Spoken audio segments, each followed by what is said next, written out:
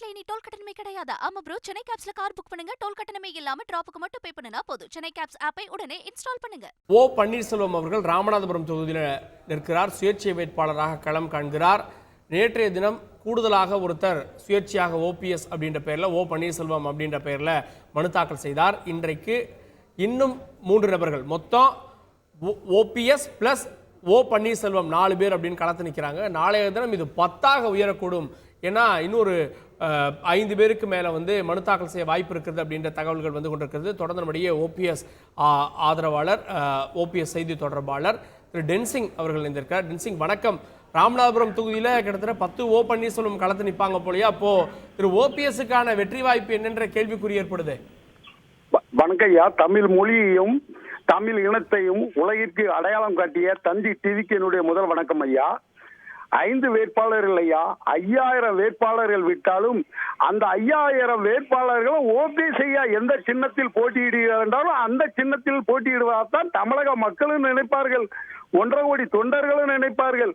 அது அனைத்து மக்களும் ஓபிஎஸ் ஐயா என்ன சின்னத்தில் போட்டியிடுகிறார்களோ அதே சின்னம் தான் அந்த 5000 இருக்கும். மக்கள் அவர்களை ஓ பன்னீர்செல்வமாக இன்னும் செய்வதில்லை, பார்க்க போடுவதில்லை. இப்பொழுது எனக்கு முன்பு பேசிய ஒருவர் கூறினார், அண்ணாமலைஜி விட்டு இருப்பார் என்று. அண்ணாமலைஜி சிங்கம், அது நேருக்கு நேர் நெஞ்சில தான் மோதுமே ஒழிய புறமுதுகில் என்ன செய்யாது, குத்தாது. புறமுதுகில் குத்துவது யார் என்று சொன்னால் எடப்பாடி அடியை சார்ந்தவர்கள் தான். அண்ணாமலை என்பவர் சிங்கம் ஐயா. இவ்வளவு கதை இருக்கின்றது. இன்றைக்கு எங்கள் ஐயா ஓபிஎஸ் ராமநாதபுரத்திலே போட்டியிடுகின்றார். அதே போல் எடப்பாடியார் தமிழகத்தில் ஏதாவது ஒரு தொகுதியில் சுயேட்சை சின்னம் வேண்டாம், இரட்டை இலை சின்னத்திலே நிற்க சொல்லுங்கள். சரி, வேறு தொகுதி கூட வேண்டாம். எங்கள் ஐயா நெல்லையில் நின்னாலும் ஜெயிப்பார், சென்னையில் நின்னாலும் ஜெயிப்பார். ஆனா எடப்பாடியாரை அவர் சொந்த தொகுதியில் வெட்டாலையில் நிற்க சொல்லுங்கள், அவர் ஜெயிக்கிட்டு பார்ப்போம்.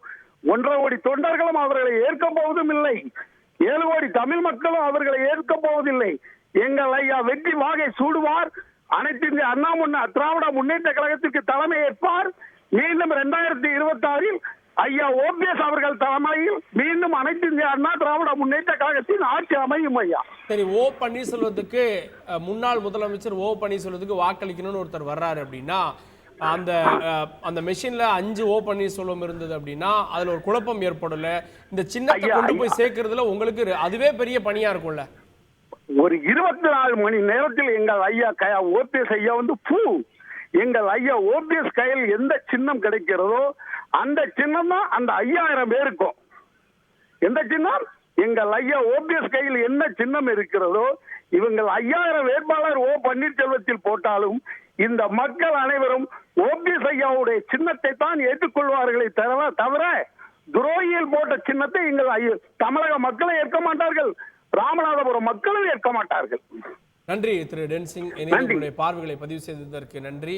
எங்களுடைய சின்னத்தை கொண்டு போய் சேர்ப்போம், அதை தாண்டி எந்த ஓ பன்னீர்செல்வம் போட்டிடுறது மக்களுக்கு தெரியுன்ற பார்வைகளை வெளிப்படுத்தி இருக்கீங்க. இணைந்ததற்கு நன்றி. தமிழ்நாட்டுல இனி டோல் கட்டணமே கிடையாது. ஆமா ப்ரோ, சென்னை கேப்ஸ்ல கார் புக் பண்ணுங்க, டோல் கட்டணமே இல்லாம டிராப்புக்கு மட்டும் பே பண்ணுனா போதும். சென்னை கேப்ஸ் ஆப்பை உடனே இன்ஸ்டால் பண்ணுங்க.